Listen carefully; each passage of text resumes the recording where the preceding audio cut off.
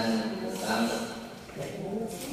diseminasi modul studi 4 atau budaya positif di SDN Kertasari.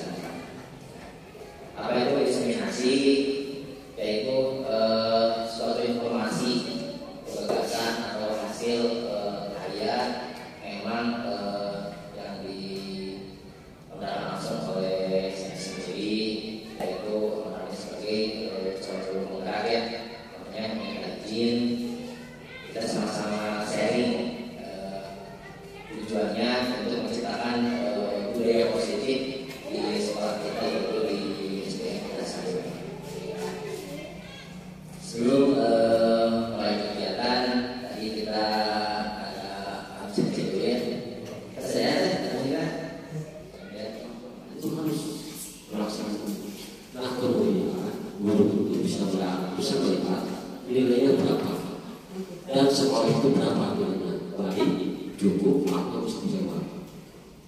Dan kemudian setelah mengisi program KMM ini, kemudian disusun kapan akan dilaksanakannya observasi dan rentetan-rentetannya atau urutan-urutannya. Nah sekarang ini Ahmad nanti akan melaksanakannya. Yang pertama nanti disusul oleh guru-guru yang lain. Mungkin kalau tidak salah ya berada belum di bawah kayak dulu.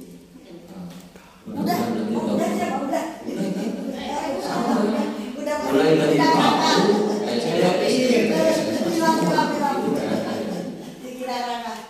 kemarin saya tanya dari Tegalwaru ada satu SD itu nilainya istimewa. Apakah ini dinilai oleh kepala sekolah atau oleh operator yang asal-asalan? Yang namanya nilai istimewa sangat luar biasa. Oh, mantap benar. Itu dilampiri dengan bukti fisik atau daya dukung yang ada. Apakah ada yang lengkap, cara mengajarnya sudah baik, administrasi pembelajarannya apakah hebat, metode yang digunakan juga seperti apa. Pas begitu saya tanya, metode yang digunakan apa, strategi pembelajarannya apa, atau model pembelajarannya apa yang dipakai di sana.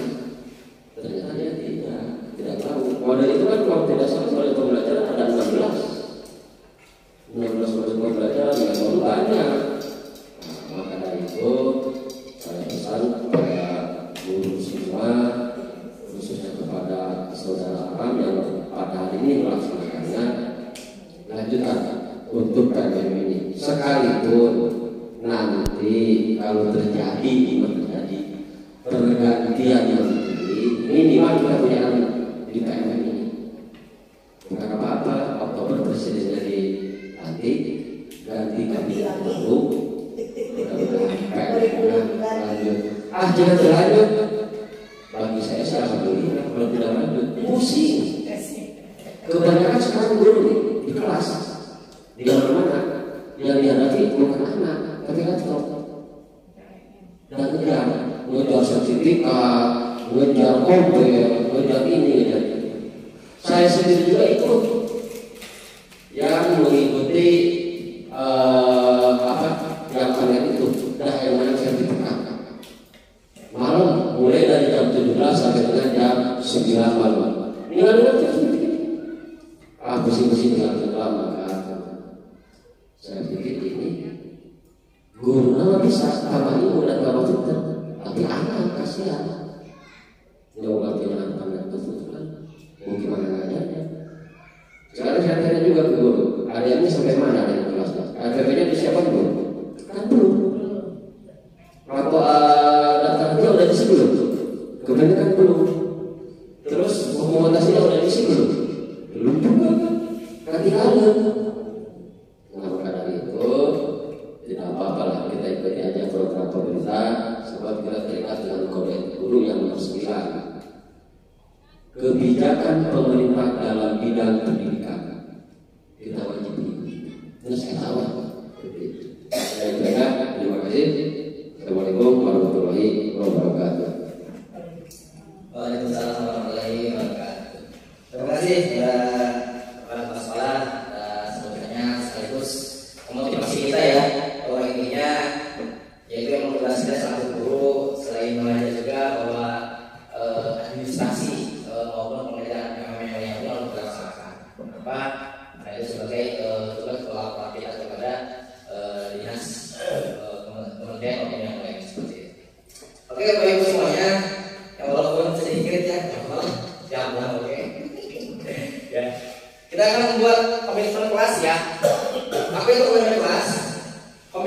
itu adalah suatu peraturan ya yang memang kita buat bersama dengan anak atau murid ya.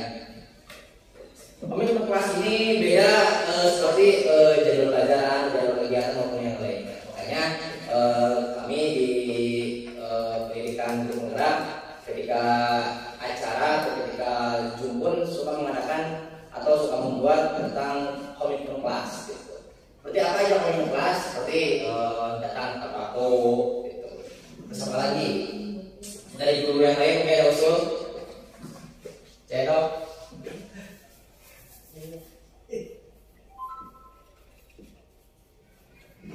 Ya, di sini komitmen kelas misal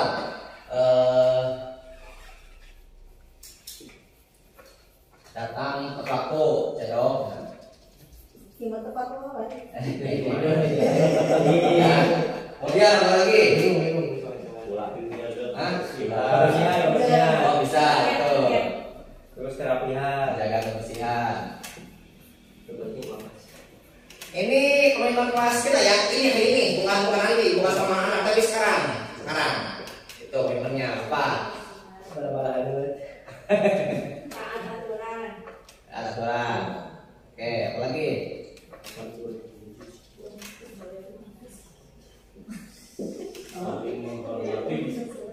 Saling menghormati, ya.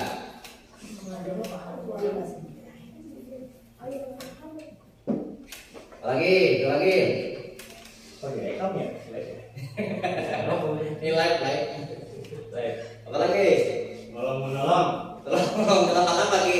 Oh, ini utang dah. Ayo pagi tolong ya, tolong. Ya, Saya menghargai. kita terbuka. Hah? Seragam. Seragam. Nah, berapa ya? Terapian kita label. Apa lagi? Ayo.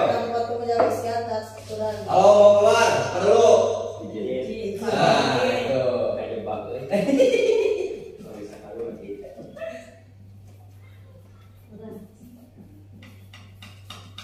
Oke, ya. Komitmen kelas ini selalu kita gunakan bersama anak-anak, ya, atau bersama siswa maupun ketika ada acara atau apa yang seperti sekarang inilah kegiatannya. Hari ini komitmen kelas kita yaitu di lingkungan hari ini adalah yang pertama adalah datang ke waktu. Alhamdulillah untuk para guru semua karena memang habis mengajar jadi langsung jadi semuanya tepat waktu, ya. Kemudian jaga kebersihan, ya. Alhamdulillah bersih. Ini bersih deh. Ya. Oke, dan aturan yang mana ya? Aturan ini, poin-poin 5 ini. Kemudian tempat saling hormati. Ketika ada yang mau ditanyakan, silakan angkat tangan. Ketika ada yang berpendapat, silakan untuk saling menghargai yang lain. Yang kelima, ketika izin, ya izin kalau mau ke belakang atau keluar, silakan izin terlebih dahulu. Ya, itu komitmen kita pada kegiatan hari ini. Mudah-mudahan bisa berjalan lancar ya. 1 jam ke depan. Mudah-mudahan sama-sama kita sharing lah tentang ilmu atau yang akan kita sampaikan nanti. Oke, sebelum mulai saya briefing dulu. Oke, bisa nggak ya Pak? Tepuk 1. Ya, pesanan ya. Ya, briefing dulu. Ya, tolong PJJ, ya, siap. Tepuk 1. Siap. Tepuk 2. Oke, baru tepuk begini. Prop, gitu. Gitu. Biasa ya. Tepuk 2. Ya, si ngomong guys. Tepuk 2. Ya, tepuk 3. Ya, ke atas. Prop, gitu ya. Oke, ini ya. Tepuk 1. Tuh, tepuk 2. Tepuk 3. Itu ya. Tepuk 4. Itu. Tepuk 5. Itu. Oh, begini. Itu. Ini mana kelima? Rock gitu. Siap ya? Tepuk 1. Tepuk 2. Tepuk 3. Tepuk 4. Rock. Jangan dimasukkan dulu jaman ya.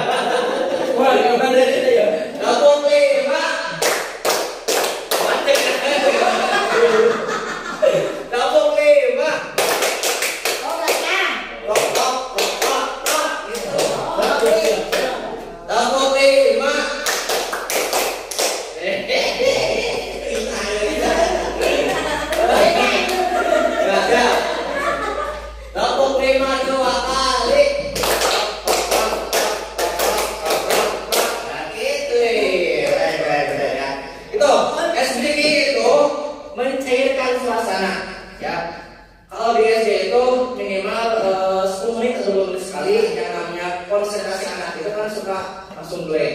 Jadi Tidak banyak pasti. penyakit SDG gitu ya. Jadi mau kefokusan, mau cek apa ini memang ada banyak cara suasana seperti itu ya. Dari Arab tadi ini latihan lah SDG-nya seperti itu ya. Oke, pada kegiatan hari ini yaitu Arab akan menjelaskan tentang budaya positif ya. Apa itu budaya positif? Ini menurut Kejar Dewantara, kita ambil contoh untuk perbandingannya dengan hidup tumbuh-tumbuhan seorang petani. Dalam tingkatnya sama kewajibannya dengan seorang pendidik ya. Jadi ini mah mengibaratkannya bahwa seorang pendidik itu sebagai petani ya. Yang menanam padi misalnya hanya dapat menuntun tumbuhnya padi, ia dapat memperbaiki kondisi tanah, memelihara tanaman padi, memberi pupuk dan air, membasmi ulat-ulat atau jamur-jamur yang mengganggu hidup tanaman padi dan lain sebagainya. Ya, itulah pengibaratan yang memang disampaikan oleh Kejar Dewantara. Dari uraian tersebut, kita dapat memahami bahwa sekolah diibaratkan sebagai tanah ya, atau tempat bercocok tanam, sehingga guru harus mengusahakan sekolah jadi lingkungan yang menyenangkan. Nah, tugas kita sebagai guru. Jadi bagaimana caranya kita menjadikan sekolah itu menjadi tempat yang menyenangkan. Gitu, jadi segitu ini. Kemudian bukan hanya menjadikan sekolah menjadi lingkungan yang menyenangkan, tapi bisa menjaga dan melindungi murid dari hal-hal yang tidak baik. Dengan demikian, karakter murid tumbuh dengan baik. Sebagai contoh, murid yang tadinya malas bisa menjadi semangat, gitu, karena mau sekolah, ya.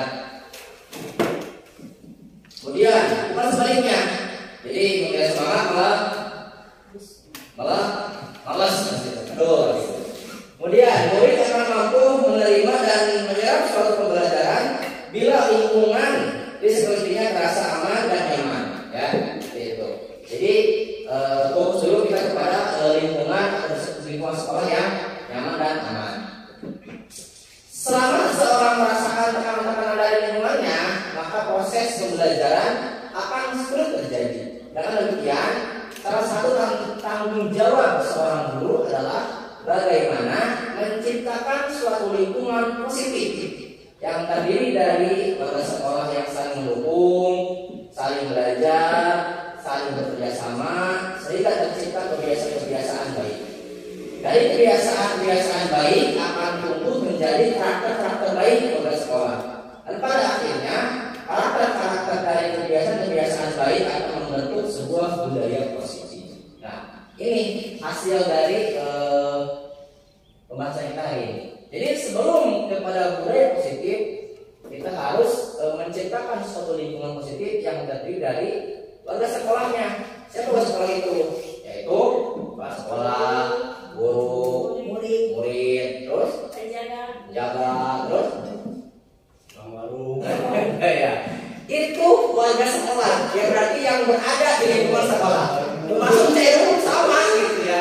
Ya kalau warga sekolah tidak komitmen, tidak bisa bersama ya, tapi tidak akan tercapai dengan budaya positif ini. Ya, makanya masa kita hari ini untuk masuk ke dalam budaya positif harus dikuatkan dulu tentang warga sekolah. Kalau warga sekolahnya sudah saling dukung, saling belajar, saling bekerja sama, nah, makanya akan terciptalah kebiasaan-kebiasaan yang baik. Nah, kebiasaan-kebiasaan yang baik itu akan tumbuh menjadi karakter. Kalau ngomongin masalah kebiasaannya, kalau nyari omong aja guru telat itu lah karena kebiasaannya, makanya sama-sama kita ubah. Sama-sama kita ubah. Oke ya. Oke itu semua pada materi hari ini tentang eksplorasi konsep untuk budaya positif terdiri dari beberapa bagian. Ya. Nah, sini ada 6 bagian yang nanti akan sama-sama kita bahas, kita kembali ke sharing lah. Yang namanya sharing nanti bukan menjatuhkan, bukan saling menghina atau yang, tapi kan sama-sama sharing. Ini semua ada di posisi kita dan kita pun merasakan di posisi ini, sama-sama sharing untuk menjadi guru yang profesional. Yang pertama adalah disiplin positif dan nilai-nilai kebajikan, ya. Nanti dibahas bersama. Kedua itu teori motivasi, guru motivasi orang kayak gitu aja kayak gitu bang. Masalah saya doang, lagi cedok gitu, kayak motivasi nah kita aja. Hukuman dan penghargaan, ya. Kemudian keyakinan kelas, ya. Nanti dibahas, ya. Nah, kita tadi belajar tentang komitmen kelas, ya. Tapi di sini kita akan belajar tentang keyakinan kelas. Beda, ya. Kecocokan barengan. Ajarkan di sekolah lain yang bisa gitu, ya. Kemudian kebutuhan dasar manusia. Nah, orang kita, ya, manusia seperti apa, kebutuhan dasarnya apa. Dan kemudian 5 posisi kontrol dan segitiga revolusi. 6 materi ini akan kita bahas bersama, ya. Akan bacakan tentang materi pertama tentang disiplin positif dan nilai-nilai kebajikan, ya. Ini dilihat dari teori, ya, teori dari Dr. William ya.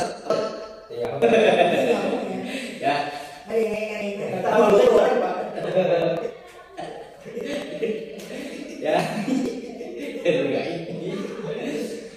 Di sini disebutkan bahwa psikiater dan pendidik dari Dr. William ini kemudian hari berkembang dan dinamakan, ya, Rory menuliskan beberapa miskonsepsi tentang mata kontrol, ya. Yang pertama adalah ilusi guru mengontrol murid. Nah, ini pada dasarnya kita tidak dapat memaksa murid untuk berbuat sesuatu jika murid tersebut memilih untuk tidak melakukannya. Nah, jadi jangan ada paksaan gitu. Ketika murid memang tidak mau, jangan dipaksakan, gitu, ya. Intinya. Kemudian ilusi bahwa semua penguatan positif efektif dan bermanfaat. Penguasaan positif atau bujukan adalah bentuk-bentuk kontrol, ya. Segala usaha untuk mempengaruhi murid agar mengulangi suatu perilaku tertentu, ya. Ini adalah ilusi lah, ya. Bahwa penguatan positif efektif dan bermanfaat. Tidak semua seperti itu, ya. Kemudian ilusi bahwa kritik dan membuat orang merasa bersalah dapat menguatkan karakter. Ya, ini juga sama, ya, miskonsepsi bahwa penguatan kritik atau rasa bersalah untuk mengontrol murid menuju pada identitas kegagalan. Mereka belajar untuk merasa buruk tentang diri mereka mengembangkan dialog diri yang negatif, ya. Sama juga adalah miskonsepsi. Kemudian ilusi bahwa orang dewasa memiliki hak untuk memaksa. Kita sebagai guru maupun sebagai orang tua maupun sebagai orang dewasa lah khususnya, bahwa orang dewasa memiliki hak untuk memaksa. Itu pun miskonsepsi, ya. Bahwa orang dewasa yang percaya bahwa mereka memiliki tanggung jawab untuk membuat murid berbuat hal-hal tertentu, apapun yang dilakukan dapat diterima selama ada sebuah kemajuan berdasarkan sebuah pengaturan kerja. Pada saat itu pula orang dewasa akan menyadari bahwa perilaku memaksa tidak akan efektif untuk jangka waktu panjang dan sebuah hubungan permusuhan akan terbentuk. Malah itu nantinya. Jadi akan ada dendam, ya, seperti itu. Atau akan ada sebuah hubungan permusuhan yang akan terbentuk kalau ada paksaan seperti itu. Itu tentang materi yang dilakukan oleh, ya, dari Bapak Guru. Dari mana kata disiplin, ya. Kita mendengar kata disiplin. Apa yang terbayang dari benak kita secara dulu? Apa disiplin itu? Apa cara disiplin itu? Waktu. Ya. Kan disiplin apa itu? Disiplin, pengertian disiplin naon gitu, ya. Itu ya. Baca. Kemudian apa yang terlintas pada pikiran kita satu guru tentang disiplin itu? Kebanyakan orang akan menghubungkan kata disiplin dengan peraturan, tata tertib, dan kepatuhan pada peraturan. Itu yang biasanya kita pahami tentang disiplin. Disiplin, gitu kan. Kemudian dan hukuman. Padahal itu sungguh berbeda. Karena belajar tentang disiplin positif tidak harus dengan memberi hukuman. Justru itu adalah salah satu alternatif terakhir. Dan kalau perlu tidak digunakan sama sekali. Jadi hukuman itu harusnya tidak dilaksanakan. Ya. Atau budak pelajaran. Itulah namanya hukuman. Dalam budaya kita, makna kata disiplin dimaknai menjadi sesuatu yang dilakukan seseorang pada orang lain untuk mendapatkan kepatuhan. Itu kan hasilnya gitu kan. Kita cenderung menghubungkan kata disiplin dengan ketidaknyamanan. Nah, Bapak pendidikan kita yaitu Ki Hajar Dewantara menyatakan bahwa di mana ada kemerdekaan, disitulah harus ada disiplin yang kuat.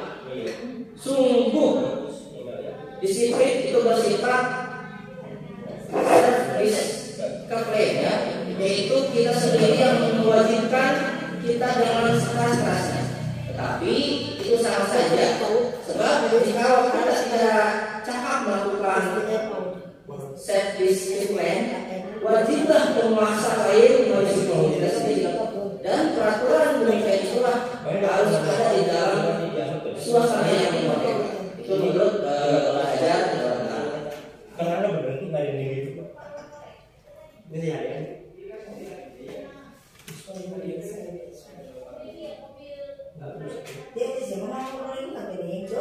Ya. Kemudian ini adalah nilai-nilai kebajikan ya. Ini nilai kebajikan dari 6 institusi ya. Kita fokus dulu aja kepada tentang profil pelajar Pancasila. Nah, ini harus hafal ya. Jadi profil pelajar Pancasila itu yang pertama adalah beriman, bertakwa kepada Tuhan Yang Maha Esa dan dua, mandiri, tiga, bernalar, kritis, empat, berkebinekaan global, lima, bergotong royong, enam. Nah, itu adalah profil pelajar Pancasila. Kita fokus dulu ke sana aja. Ini pertanyaan yang harus kita laksanakan. Bila di sekolah kita tidak ada aturan yang memberikan surat teguran bagi karyawan atau guru yang sering datang terlambat, ya, kurang mendengar, ya. Atau tidak ada aturan yang memberikan Anda penghargaan telah menjadi guru terbaik karena sering datang tepat waktu. Apakah kita akan tetap datang tepat waktu untuk mengajar murid-murid kita? Jelaskan kenapa. Ya, Ini soal terakhir. jadi kenapa? Bila di sekolahan tidak ada aturan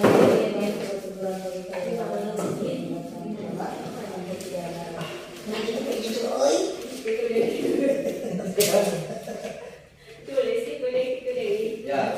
Teh, Tadi pertanyaannya ke Teh. Wah, Bila di sekolah, bila di sekolah kita di SDN Kesari 4, ya, tidak ada peraturan, tidak ada peraturan yang memberikan teguran untuk gurunya yang datang terlambat. Ya, tidak ada peraturan untuk guru yang datang terlambat. Atau atasan kepala sekolah tidak memberikan reward untuk guru terbaik yang datang duluan. Oh, sebentar ya. Nah, apakah pertanyaannya? Apakah kita akan datang? Apakah kita akan datang tepat waktu terus untuk mengajar murid-murid? Apakah seperti apa? Ya, ini adalah jawaban dari guru semuanya ya. Jadi yang pertanyaannya, bagaimana kalau di sekolah kita tidak ada aturan untuk guru yang datang terlambat, atau tidak ada motivasi untuk guru yang datang duluan? Ya, seperti itu. Kemudian apa respon kita? Apakah kita akan datang terlambat atau kita hanya orangnya apa ya, berdoa atau gimana gitu. Ya, ini adalah jawaban dari rekan-rekan kita ya. Saya bacakan. Walaupun tidak ada teguran dari kepala sekolah atau reward ya, harusnya menyadarkan diri kita bahwa kita itu sebagai guru. Bagus. Harus memberi contoh kepada murid. Keren. Walaupun telat harus ada alasannya. Keren, mantap. Seperti itu, bagus. lembaga tersebut tidak akan berjalan dengan sia-sia ya. Jadi harus ada komunikasi antara pihak guru, sekolah, kepala sekolah, keluarga sekolah maupun yang lain. Diharuskan tepat waktu pada kegiatan belajar mengajar ya. Ya, seperti tadi yang dijelaskan oleh rekan kita bahwa karena kita ini adalah guru, berarti di guru dan diru gitu. Ya, seperti itu. Kemudian akan tetap tepat waktu dan membiarkan yang terlambat. Karena bukan diri sendiri, biarkan orang yang terlambat berintrospeksi. Oke, udah. Pertanyaan ini atau jawaban ini bukan hanya sebatas diktas saja ya, tapi yang kita harapkan adalah kita bisa selalu mengamalkannya. Bukan dari sebuah ucapan, bukan dari sebuah kertas, tapi tindakan kita yang harus benar-benar mencerminkan bahwa kita sebagai seorang guru. Oke, next ya, motivasi perilaku manusia. Ya, menurut Diana Gosen dalam bukunya menyatakan ada 3 motivasi perilaku manusia. Ya. Yang pertama yaitu untuk menghindari ketidaknyamanan atau hukuman.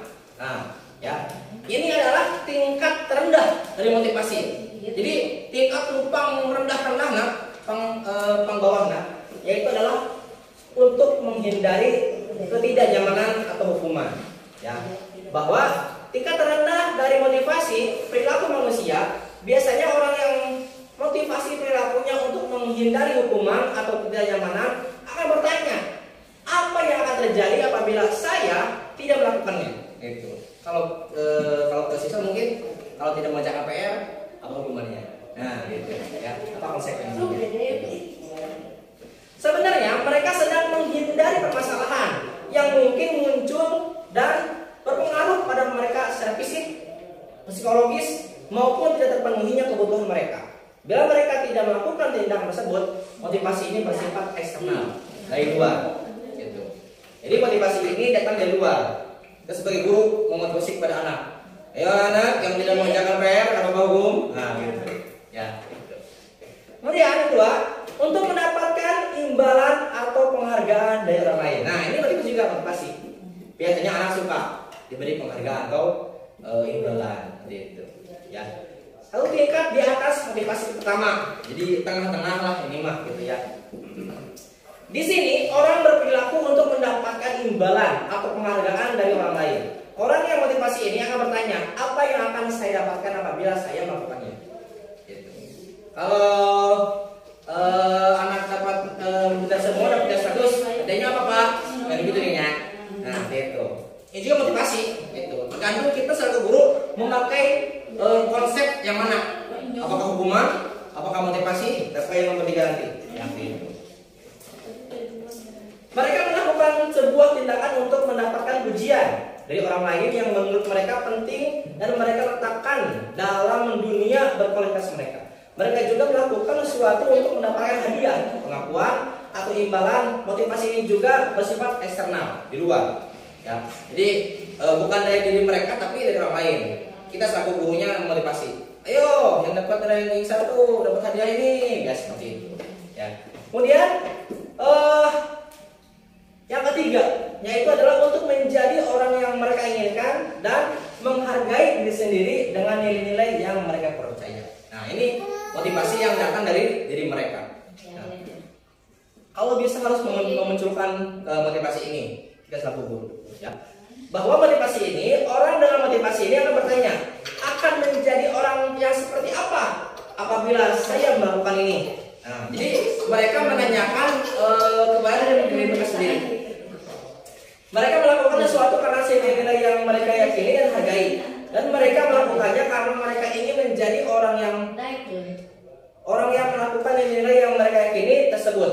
Ini adalah motivasi yang akan membuat seseorang memiliki disiplin positif karena memiliki motivasi berperilaku bersifat internal bukan eksternal. Ini datang dari diri sendiri. Nah, kita sebagai guru harus bisa meyakinkan kepada anak ketika kita belajar agama, belajar matematika, belajar IPA maupun yang lainnya pun harus bisa memunculkan memotivasi untuk apa kalian belajar ini. Jadi memunculkan motivasi itu kepada diri mereka sendiri, bukan kita selaku gurunya, tapi bisa datang dari diri mereka sendiri. Ya. Itu yang diinginkan. Jadi kita sudah belajar tentang 3 motivasi ya. Motivasi pertama, nah apa tadi? Hah? Yaitu memberikan hukuman. Ya, itu motivasi pertama. Jadi, yo, yang tidak mengerjakan soal, tidak mengerjakan PR, bapak kasih hukuman. Nah, itu motivasi pertama. Jadi, kemudian motivasi kedua yaitu pemberian hadiah, reward atau pujian. Wih, bagus, keren. Sudah bisa mengerjakan nilai soal sampai 100, keren, bagus ya. Dan motivasi ketiga yaitu datang dari diri mereka sendiri. Jadi, oh saya sudah bisa mengerjakan soal, alhamdulillah gitu. Nah, pertanyaannya, menurut Bapak Ibu semua, dari ketiga jenis motivasi tadi, motivasi manakah yang saat ini yang sering kita ajarkan dan kita lakukan saat ini yang paling banyak mendasari perilaku murid-murid di sekolah? Silakan pilih. Motivasi 1, motivasi 2, motivasi 3. Jelaskan. Kurang apa? Ya, di rekan kita yaitu bahwa kegiatan atau motivasi berfokus kepada tentang motivasi kedua ya, yaitu anak-anak lebih suka tentang motivasi untuk ujian, ya. Kalau di sekolah pun seperti itu, diberi uji, beri hadiah, reward, ya seperti itu ya, bagus. Ya, sama di rekan kita juga memilih yaitu motivasi kedua tentang memberikan reward untuk penghargaan. Ya. Udah kebanyakan dihukum karatu. Ya. Motivasi 2 ya sama juga. Ya yang motivasi hukuman yang sering dilakukan akan tetapi walaupun hukuman tidak mengubah jelas sering dilanggar terus ya gitu. Oke, berarti ada yang masih menggunakan tentang motivasi pertama, hukuman itu maupun juga yang sudah mulai ke motivasi kedua, memberi penghargaan. Semua nggak salah, semua nggak jelek, bagus karena itu masuk motivasi. Tergantung bagaimana anak menyikapinya, gitu. Karena kan tujuan kita adalah suatu pembelajaran. Kalau pembelajaran sukses dengan cara apapun ya sukses, aja gitu aja. Tergantungnya. Tapi yang lebih penting adalah kalau bisa sampai kepada motivasi. Di sini hukuman, konsekuensi dan restitusi ya, itu. Nah, ini namanya.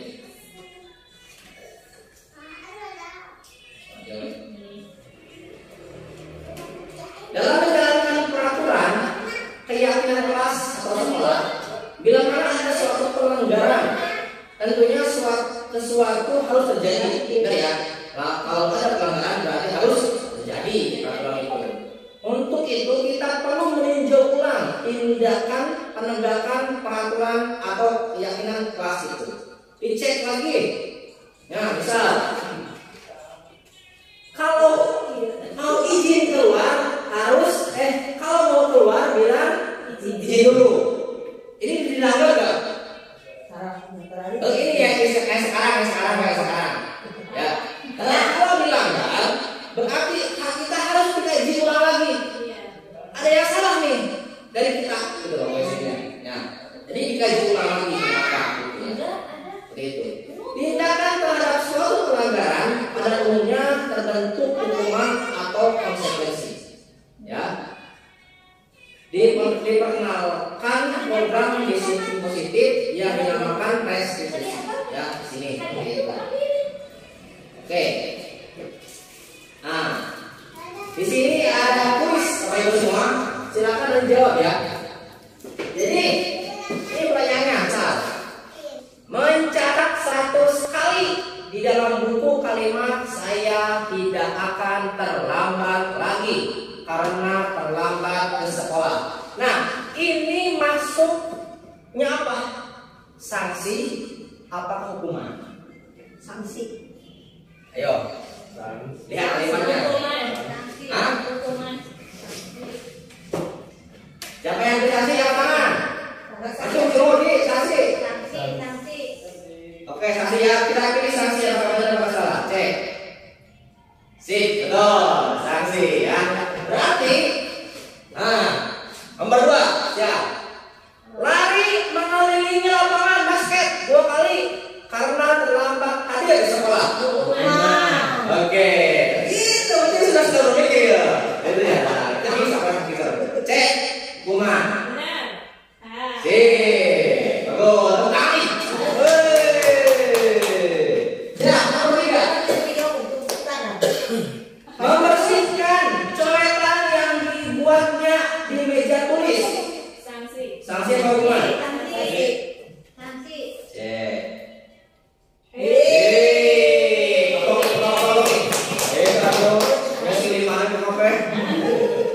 Murid diminta untuk push up 15 kali karena tidak menggunakan masker sekolah.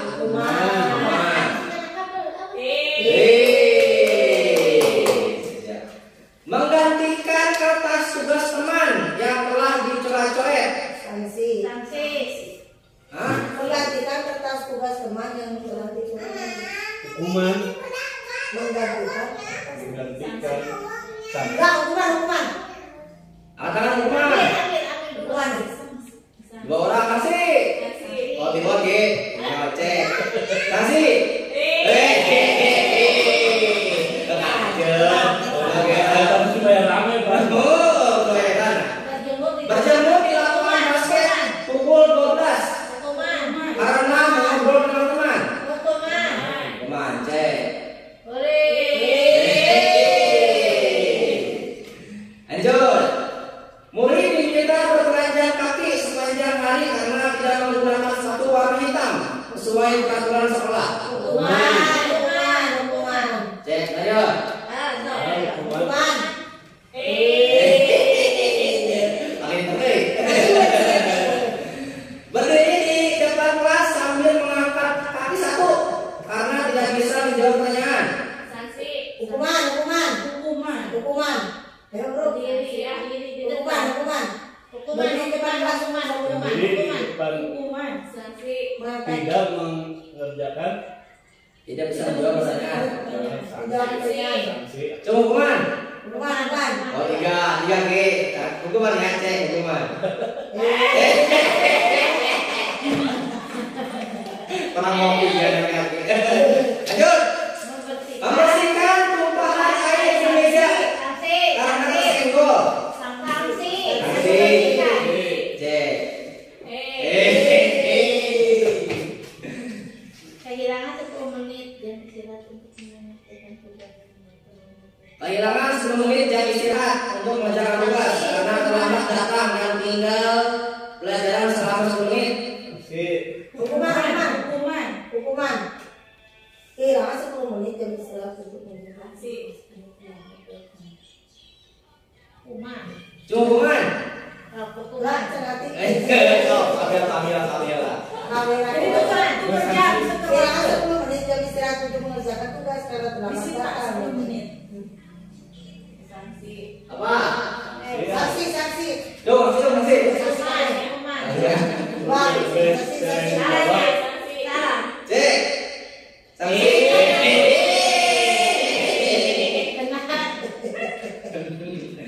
Duduk di bangku di pinggir lapangan jam istirahat. Tidak diizinkan bermain oleh guru piket karena mencederai teman rasa bermain di lapangan. Hukuman. Hukuman. Cek hukuman. Salah. Oke.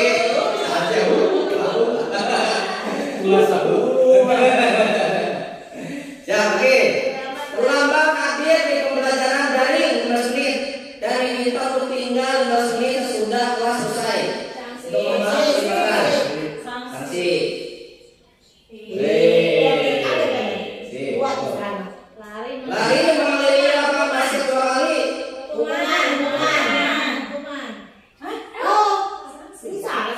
Sanksi Pak ya, kejauhan tadi.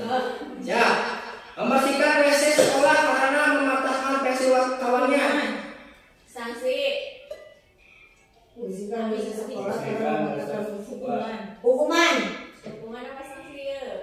Cuma hukuman. Hukuman. dua ya kan? Rumah Apa teh? Sanksi.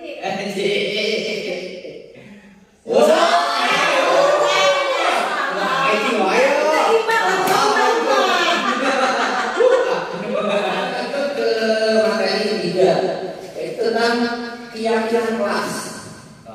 Keyakinan kelas. Yang seperti apa? Keyakinan kelas itu keyakinan kelas ya. Dalam mengajari kelas juga. Keyakinan adalah kunci untuk membuka pintu kesempatan. Lepas dari kata belakangmu, percayalah kalau kamu mampu mencapai yang motivasi. Jadi keyakinan kelas itu diciptakan bukan oleh kita, bukan, ya. Tapi keyakinan kelas itu dibentuk dan diciptakan oleh seluruh anak-anak atau seluruh murid yang berada di kelas itu. Dan ini keyakinan kelas di kelas 3 yang pertama adalah datang tepat waktu, tuh ya. Jadi anak-anak sudah masuk kelas, gitu. Kemudian kerjakan tugas atau PR di rumah. Nah, seperti itu. Kemudian tekun dalam belajar, fokus berarti. Kemudian empati sama teman. Empati jika temannya tidak memiliki pensil, kasih itu ya pengakuan. Kemudian percaya diri. Jadi ketika sudah selesai menulis, anak suka di depan untuk membacakan atau menghafal materi-materi yang sudah terjadi. Kemudian saling menghormati. Ini adalah keyakinan kelas yang akan buat di kelas 3 seperti itu. Dan silakan nanti Bapak Ibu semua membuat keyakinan kelas ini di kelas masing-masing ya, untuk sebagai motivasi atau tujuan di kelas tersebut. Bahwa pembentukan dari keyakinan kelas ini pertama adalah bersifat abstrak ya, daripada peraturan yang lebih rinci dan konkret. Kemudian berupa pertanyaan-pertanyaan. Kemudian nantiasa dibuat dalam bentuk positif. Jadi hilangkan, misal kalau jangan buang sampah sembarangan. Jadi kata-kata yang negatif dihilangkan. Jadi bukan jangan buang sampah, tapi buanglah sampah pada. Nah, itu kalimatnya seperti itu. Cuma negatif kalau jangan. Ya. Oke. Di sini sama kita ada kuis lagi ya. Keyakinan kelas sebenarnya tidak terlalu banyak, jadi jangan terlalu banyak kalimatnya, betul. Sehingga mudah diingat dan dipahami oleh semua warga kelas. Kemudian sesuatu yang dapat diterapkan di lingkungan, di jangan yang aneh-aneh lah, fokus di kelasnya aja gitu poinnya. Hendaknya ikut berkontribusi dalam peraturan keyakinan kelas, ya. Kemudian meninjau kembali keyakinan kelas dari waktu ke waktu. Oke, di sini kuisnya. Kembalikan barang ke tempatnya. Apa?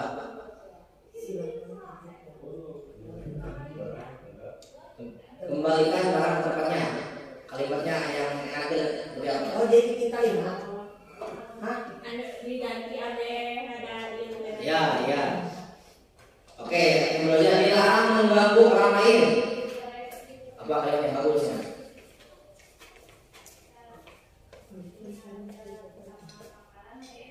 Apa?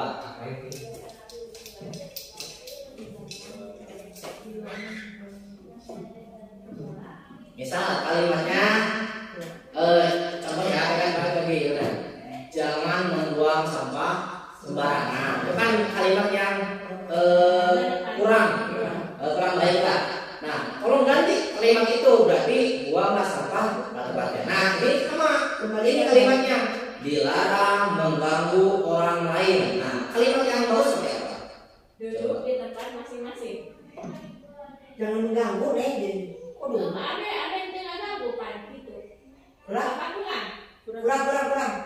Ayo Kiki. Hadir tepat waktu udah cukup. Jadi anak tuh pikir, oh iya Pak. Mengganggu orang oke disiplin gitu. Nah, bisa Kemudian dilarang mempersilahkan warga sekolah atau murid ya atau kelasnya Kita jawaban untuk bercurah pendapat tentang peraturan yang mau disepakati oleh kelas. Ya, gitu. Contoh kalimat negatifnya, jangan berlari di kelas atau koridor. Jadi kalimat positifnya, berjalanlah di kelas dan koridor. Itu. Oh, Jadi kata jangan itu diganti. Iya, jadi biasakan kata negatif diganti. Jadi kita belajar lah. tidak boleh bisik. Kemudian berjalan di kelas, dengarkan guru dan pengarah tepat waktu, berada di bawah satu payung, yaitu keyakinan untuk saling menghormati. Ya, selanjutnya tentang kebutuhan dasar manusia. Ya, ada 5 kebutuhan dasar manusia menurut Dr. Belia. Ya, oke, ini videonya, silakan mendengarkan bersama-sama.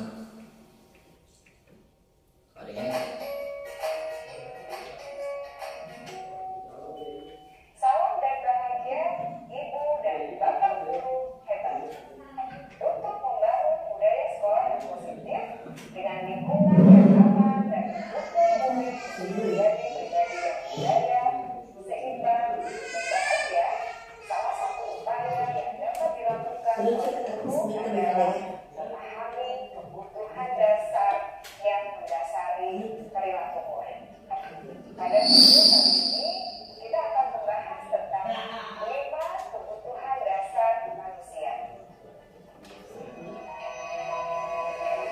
Ini kita akan melihat 5 dasar kebutuhan manusia. Kita akan Tiada melihat. Dewantara dalam salah satu kutipannya menyatakan, kita ambil contoh perbandingannya dengan hidup tumbuh-tumbuhan.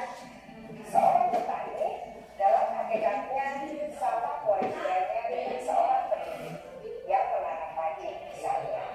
Hanya dapat menuntun tumbuhnya padi. Ia dapat memperbaiki kondisi tanah, memelihara tanaman tadi, memberi pupuk dan air, membasmi ulat-ulat atau jamur-jamur yang mengganggu hidup tanaman padi, dan lain sebagainya. Ketika guru memahami kebutuhan apa yang mendasari perilaku murid, dan guru berusaha menuntun dan mendukung murid dalam memenuhi kebutuhannya secara positif, pada hakikatnya guru tersebut ibarat seorang petani yang sedang berusaha memahami kebutuhan masing-masing tanaman, dan ia berusaha memenuhi kebutuhan tanaman tersebut agar dapat tumbuh dengan subur dan maksimal. Dr. William Glasser, seorang psikiater dari Amerika Nah, iya, Serikat, orang teh. menyatakan Kita apa? bahwa William dia. seluruh Iya, iya, binatang Pak. manusia William Bisa Glasser. apa dijalan? Iya, memenuhi secara memadai, maka murid akan tumbuh dengan seimbang dan bahagia.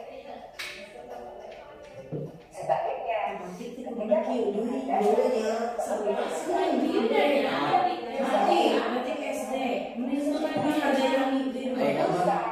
Luar masih tanya. Ya, ketika ada ketika SD ya. Itu saya mereka dapat melakukan perbuatan yang bertentangan dengan nilai-nilai kebajikan atau melanggar peraturan.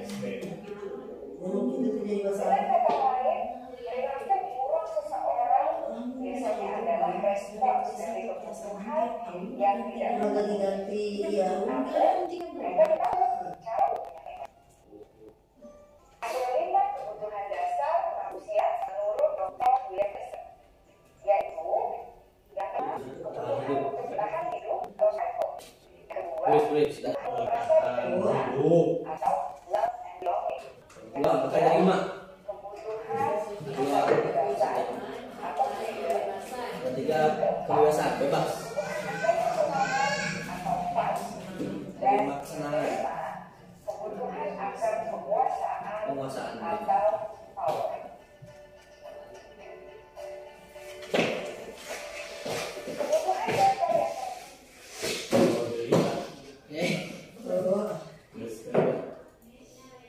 Kebutuhan dan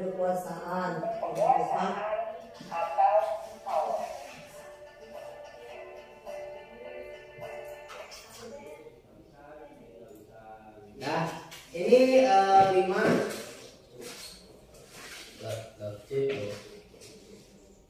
ya, ini 5 kebutuhan dasar manusia ya. Yang pertama, bahwa manusia itu kebutuhannya adalah bertahan hidup. Yang pertama ini. Yang kedua, merasa diterima oleh lingkungannya, keluarganya, sekolahnya, maupun yang lainnya.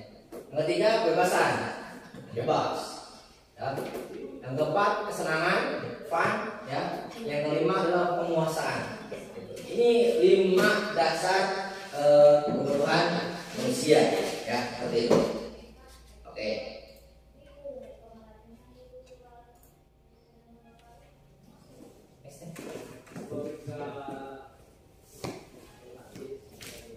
Kita lanjut ke 5 posisi kontrol ya. Ada 5 posisi kontrol, yaitu yang pertama adalah sebagai penghukum. Nah, penghukum. Seorang penghukum bisa menggunakan hukuman fisik maupun verbal.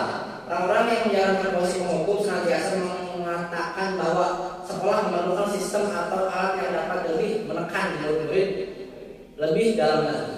Guru yang menerapkan posisi penghukum akan berkata, patuhi aturan saya atau awas. Nah, biasa gitu. Ayo, awas, nah, segitunya. Nah, berarti ini termasuknya posisi yang pertama, penghukum, ya. Atau kamu selalu saja salah. Salah, gitu. Ya. Ya. Kemudian, next nomor 2, yaitu tentang kita membuat merasa bersalah. Pada posisi ini biasanya guru akan bersuara lebih lembut, suara anak.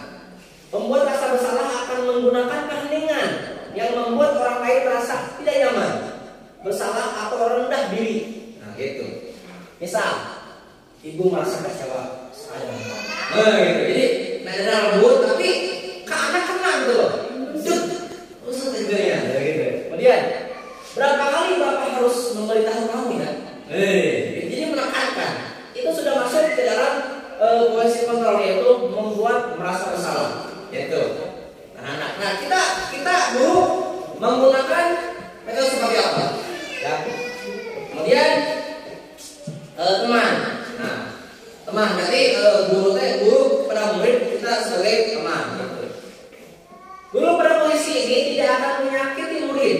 Jadi untuk membuat gaul lah, untuk jadi pikiran, untuk kamu jadi. Tapi di posisi teman ini, guru tidak akan menyakiti murid, namun akan tetap berupaya mengontrol murid melalui persuasi. Yaitu posisi teman, para guru bisa negatif maupun positif.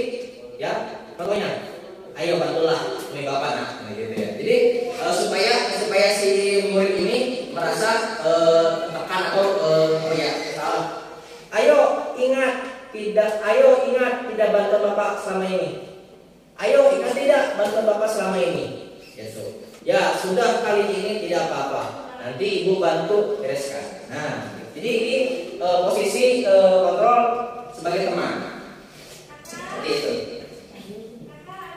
Kemudian sebagai pemantau, melihat, memantau ya.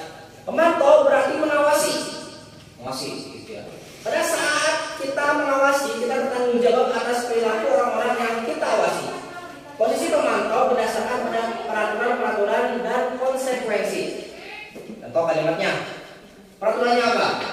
Jadi ketika anak membuat kesalahan atau tidak komitmen dengan peraturannya, tanya seperti ini. Apa yang telah kamu lakukan? Yaitu sanksi atau konsekuensinya seperti apa? Nah, itu kalimatnya. Kalau pemantau. Kemudian yang terakhir adalah manajer. Ya. Posisi manajer adalah posisi di mana guru berbuat sesuatu bersama dengan murid, mempersilahkan murid mempertanggungjawabkan perilakunya, mendukung murid agar dapat menemukan solusi atas masalahnya sendiri. Nah, kalau bisa, kita sebagai guru dari 5 posisi ini kita masuk kepada manajer, ya. Jangan sebagai penghukum, membuat masalah teman, tapi kalau bisa kita berada di manajer. Jadi ketika anak membuat kesalahan, jangan menjudge, kamu salah, masih teh. Tapi sebagai manajer, tanyakan dulu kenapa tadi berbuat salah, terus bagaimana kalau nanti teman kamu juga merasakan apa yang kamu rasakan gitu, biar dia merasa menemukan solusi atas permasalahannya sendiri. Jadi kita kan hanya sebatas menanyakan, jadi dia sendiri yang akan menemukan solusi tersebut seperti itu ya.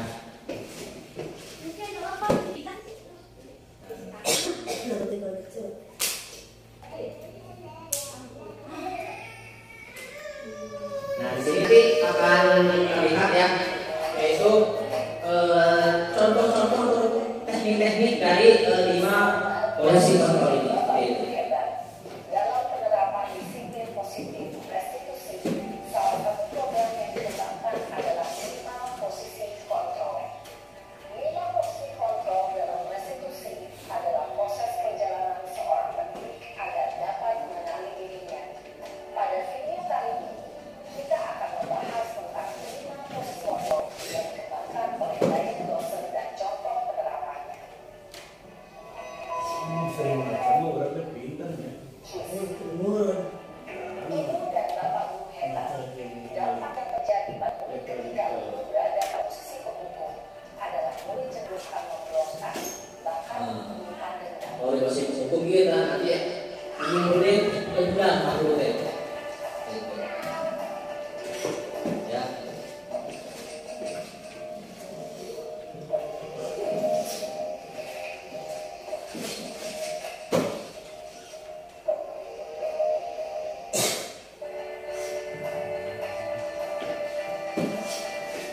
Ini contoh di posisi hukum ya, penghukum.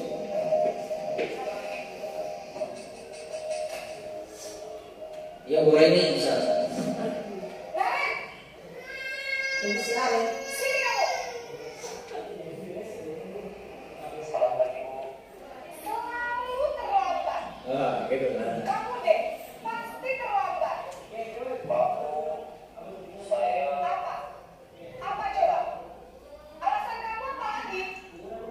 Lah, Kamu kalau tidak terlambat. Malas sekali ya kamu jadi anak. Dasar pemalas. Gak kapok-kapok sih kamu. Sudah berapa kali terlambat? Sana, kamu keliling lapangan basket 2 kali. Kenapa? Kamu malah ibu. Berani-beraninya jawab. Sudah terlambat, masih berani jawab pula. Sekarang, keliling lapangan basket 5 kali sekalian. Biar kapok. Cepat. Pergi sana ke lapangan basket. Nah, itu penghukum mas. Posisi penghukum biasanya berbicara dengan nada tinggi. Menyakiti dan mengundik. Hukuman bisa berupa fisik maupun psikis. Ibu dan bapak guru hebat. Dampak yang terjadi pada murid ketika guru berada pada posisi penghukum adalah murid cenderung akan memberontak, bahkan menyimpan dendam. Ya, itu ya. Konsekuensinya kalau kita menggunakan metode penghukum. Ini fungsi merasa bersalah. Contoh seperti ini.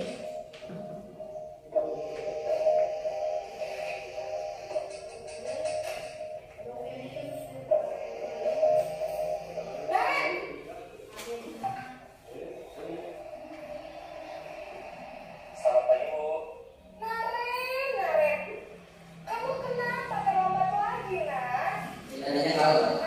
Naren, kamu senang ya bikin ibu susah ya? Kalau kamu terlambat lagi, nanti ibu yang bersusah sekolah, Nak. Bisa nggak ibu tidak bisa anak kamu? Duh, gimana ini? Duh, Gusti Naren, kamu suka ya kalau ibu tegur kata kepala sekolah? Terus, sekarang ibu harus bicara apa ini ke absen? Ini kamu sering terlambat loh. Ibu harus apa coba? Saya kamu terbiasa. Ya sudah, lain kali ada saja. Lagu ya gimana? Dalam musik berbicara dengan nada suara ramah atau cenderung dan juga untuk menjaga suasana tetap santai. Biasaan Nyantak. Identitas yang tercipta adalah Tapi identitas ramah gitu. berhasil. Namun perlu diingat, Tuh. karena ini masih dorongan eksternal, maka ada faktor ketergantungan dari murid kepada orang tertentu. Murid dan anak mandiri. Guru absennya, sehingga di lain waktu murid bisa berperilaku baik, namun hanya kepada orang-orang tertentu saja.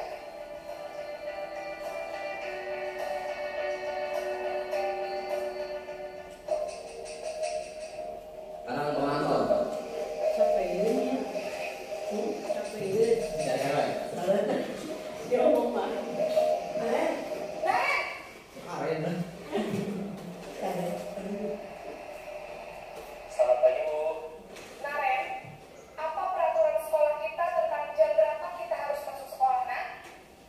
Kita harus di sekolah jam 7 Bu. Iya betul, sekarang sudah jam 7.20. Naren sudah tahu konsekuensinya jika terlambat hadir. Paham Bu. Saya harus tinggal kelas pas jam istirahat selama 20 menit. Iya benar, konsekuensinya demikian. Jadi nanti jam 9.30 pas istirahat, kamu harus tinggal di kelas, kerjakan tugas tambahan untuk ketertinggalan kamu, ya? Baik Bu. Posisi pemantau mengandalkan penghitungan atau data untuk mengontrol murid. Guru mengarahkan murid berdasarkan peraturan dan konsekuensi. Seorang pemantau menunjukkan bahasa tubuh dan ekspresi wajah yang datar dan cenderung formal.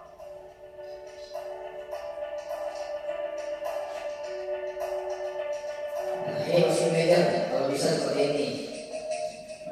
Aren. Aren. Buat dulu. Iya, dulu. Siap. Selamat pagi Bu. Selamat pagi, Naren.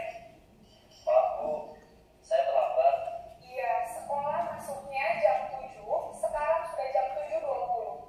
Jadi sekarang bagaimana ini, Naren? Maaf Bu, saya lupa setel alarm saya semalam. Baiklah, menurut kamu, keyakinan sekolah yang mana yang perlu kamu tingkatkan? Menghargai diri sendiri dan orang lain mungkin ya Bu. Setuju. Jadi, apakah Naren meyakini prinsip saling menghormati tersebut? Iya Bu, saya meyakininya. Apakah Naren bersedia memperbaiki masalah keterlambatan ini? Bersedia Bu. Bagaimana kamu akan memperbaiki masalah keterlambatan ini? Saya akan coba untuk tidak lupa menyetel alarm saya Bu. Baik, kalau Naren lupa menyetel alarm di rumah, ada orang yang kira-kira bisa bantu mengingatkan tidak? Ada Bu, kakak saya, Kak Emma. Ada lagi selain Kak Emma? Selain Kak Emma, ada ibu saya. Baik, jadi yang mengingatkan Naren adalah Kak Emma dan ibu kamu ya? Kira-kira akan mulai setel alarm kapan nih, Naren? Setelah pulang sekolah, akan segera saya lakukan. Baik, jadi Naren akan setel alarm untuk bangun besok pagi dan akan diingatkan oleh kakak dan ibunda Naren ya. Ada lagi yang mungkin perlu dilakukan Naren agar tidak terlambat bangun lagi. Tidak ada Bu. Baik Naren, terima kasih untuk kerjasama kamu. Sekarang kamu perlu kembali ke kelas untuk belajar. Baik Bu, terima kasih. Posisi manajer adalah posisi kontrol yang disarankan untuk membimbing murid memiliki sikap disiplin yang positif, yaitu murid yang mandiri, bertanggung jawab, dan dapat memecahkan Ya, ini sama sekali dengan kamu. Nah, ini kalimat yang diucapkan oleh guru ini sebagai apa? Pemantau, penghukum, atau membuat merasa bersalah, teman. Membuat orang merasa bersalah. Oke, membuat orang merasa bersalah ya kan? Ya. Sip, keren. Oke, sekarang, nah, kalimatnya. Ibu kejar aku karena ibuku sayang aku. Ayo, kesenangan, kebebasan, cinta kasih sayang, atau Cek penguasaan. kita dan kasih sayang. Hah? Karena ibu guru saya kan. Ibu kejar aku karena ibuku sayang aku, bapak. Sudah kasih sayang? Siap? Ya, aku hebat kan? Bisa bikin di buku kerja aku? Nah, nama. Senangan. Penguasaan. Lanjut. Aku bosan belajar mewarnai terus dalam kelas. Penguasaan. Aku bosan Belajar mewarnai terus di dalam kelas. Senangan. Kebebasan. Oke. Kebebasan. Cek. Ya begini. Oh enggak sih. Ya, Bapak Guru hebat. Tadi kita sudah selesai lihat tentang materi yaitu tentang segitiga restitusi. Jadi poin ini tentang budaya positif, ya. Tentang budaya positif tadi kita sudah membahas tentang disiplin positif, artinya nilai kebijakannya, kemudian ada teori motivasi, hukuman dan penghargaan. Kemudian ada juga keyakinan kelas dan kebutuhan dasar manusia dan dunia berkualitas. Lanjut ke 5 posisi kontrol dan segitiga restitusi. Ya, itu mungkin pemaparan dari saya sendiri selaku calon guru penggerak pada kali ini. Tujuannya kita adalah sharing Bapak Ibu semua, yakin pengalaman dan ilmunya lebih banyak. Tapi pada posisi ini sama-sama kita sharing. Ketika ada poin-poin yang memang belum kita maksimalkan, silakan maksimalkan. Bisa ditanyakan, didiskusikan, dimusyawarahkan. Sama-sama kita tujuannya itu membentuk agar sekolah kita yaitu SDN Dasar 4 menjadi sekolah yang memiliki karakter atau budaya positif seperti itu. Mungkin tidak akan lebar ya. Sebelum itu mungkin ada pertanyaan, silakan. Apa yang harus dilakukan? Iya. Oke, silakan. Dari Bu 4. Apa yang harus dilakukan ketika kita menemukan siswa yang nakal? Apa? Oke ya. Ya, terima kasih. Pertanyaannya apa yang harus kita sebagai guru lakukan ketika kita menemukan siswa atau di kelas kita ada yang nakal itu. Banyak tadi sudah dipelajari juga ya. Kalau kita sebagai guru, kalau bisa kita sebagai dalam konteks manajer ya, manajer. Kemudian penyelesaian permasalahannya kita menggunakan segitiga restitusi.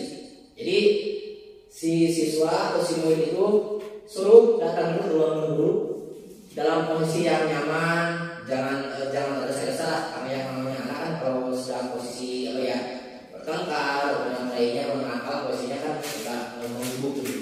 Ya. Kemudian tanyakan identitasnya dalam arti tadi kenapa, tadi berbuat apa, seperti itu. Kalau sudah mulai turun, kemudian silakan ditanyakan lagi kenapa berbuat seperti itu, ya. Kemudian bagaimana rasanya kalau teman kita yang sudah kita ejek ataupun yang lainnya berbuat seperti itu, ya. Kemudian kalau sudah ada validasi tentang tindakan yang salah oleh siswa tersebut, kemudian tanyakan keyakinannya. Kalau dia melakukan perbuatan seperti itu, apa yang akan terjadi untuk dirinya, untuk orang lain, maupun yang lainnya. Ya, itu mencakup dari kita sebagai guru yang fokus pada manajernya dan menggunakan segitiga restitusi seperti itu. Mungkin itu umpat bagaimana? Cukup sip. Oke ya. Oke, untuk kesimpulan kali ini ya tidak ada lebar yang akan kami sampaikan adalah materi hari ini adalah untuk menjadikan sekolah kita menjadi sekolah yang aktif, kreatif, ya, kemudian fokus pada budaya positifnya, ya, tujuan kita. Suatu guru, mudah-mudahan dari 6 poin tadi